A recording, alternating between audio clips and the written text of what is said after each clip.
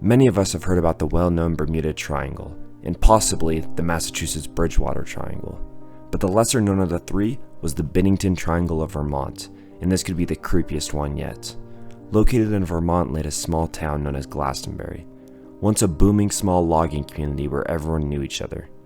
Unfortunately, at the end of the 19th century, once the logging boom died down, so did the community. Quickly, people dispersed in search for better opportunities elsewhere, making Glastonbury a ghost town. Today, the town isn't known for its successful past during the logging age, but instead known for a series of missing persons starting over 70 years ago. All the town has left behind now is mysterious disappearances, unsolved murders, and paranormal sightings. 1945 started a string of disappearances which spanned 5 years. A 74-year-old hunting guide was leading a group of 4 others through a wooded southeast area of Glastonbury known as Hell Hollow when suddenly he became lost. An initial search was started to no avail. Neither the guide or the 4 others were found. But due to the man being a knowledgeable hunter, many suspected he would be able to survive. Unfortunately, that did not happen. Quickly after, army soldiers and concerned locals swept the wilderness in search of the missing people, but not even a single bit of evidence was found. The next year saw one of the most well-known of the disappearances in Vermont happen. An 18-year-old college student named Paula Weldon decided to take a hike through Long Trail, a path that cut through the woods by a nearby college campus that she attended. Paula would be last seen on December 1st, 1946, where she was wearing a very noticeable red shirt as she was entering the trail. When Paula stopped showing up to her Monday classes, people became very concerned, and a search party began. Large amounts of students, civilians, and law enforcement set out with a reward of $5,000 if Paula was found.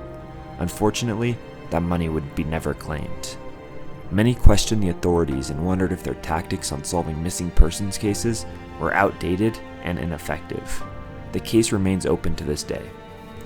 Exactly 3 years after Paula vanished, the town saw one of its most unexplainable disappearances. A 68-year-old man named James E. Tedford entered a bus headed to Bennington after visiting family in a nearby town. Throughout the ride, numerous people noted that they saw James and nothing seemed out of the ordinary. However, once the bus reached Bennington, James was no longer on the bus. It seemed like he had vanished into thin air. The creepiest part was that James' luggage remained in the bus and was untouched from where he had placed it. The bus driver confirmed he did not see James leave the bus and stated that he would have had to have disappeared somewhere down Route 7 through the middle of the Bennington Triangle. Close to a year later, in mid-October of 1950, an 8-year-old child named Paul Jepson went missing. The last his parents saw of him was when they left him to play in the back of their pickup truck while they went to tend to the pigs. When they returned, he was gone without a trace. Hundreds of people joined the search party looking for Paul, and they even brought in a bloodhound to track Paul's scent. The dog was able to pick up a scent trail, but lost the scent at a nearby crossroad, which led many to believe it was a drive-by abduction that took place. The case remains ongoing. 2 weeks later, a 53-year-old lady by the name of Frida Langer, an experienced hiker, went missing near the same long trail that the college student went missing. Frida was taking a hike with her cousin Herbert when suddenly Frida fell into a river. Herbert went back to camp where her husband had been resting from a bad knee. But neither her or her husband ever saw Frida again.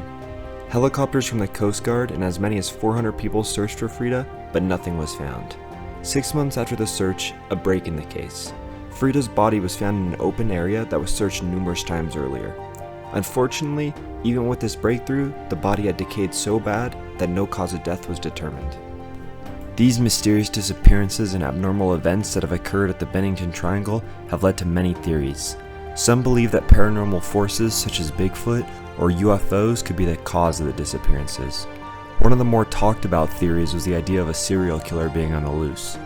Although many have refuted the claim, saying the victims were too random and it didn't follow a particular agenda like many serial killers do.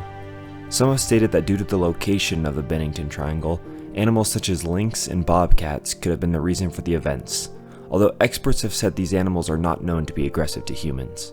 Overall, these disappearances remain a mystery to this date, and many have taken it upon themselves to try to crack this case. But with little evidence, doing so may be nearly impossible.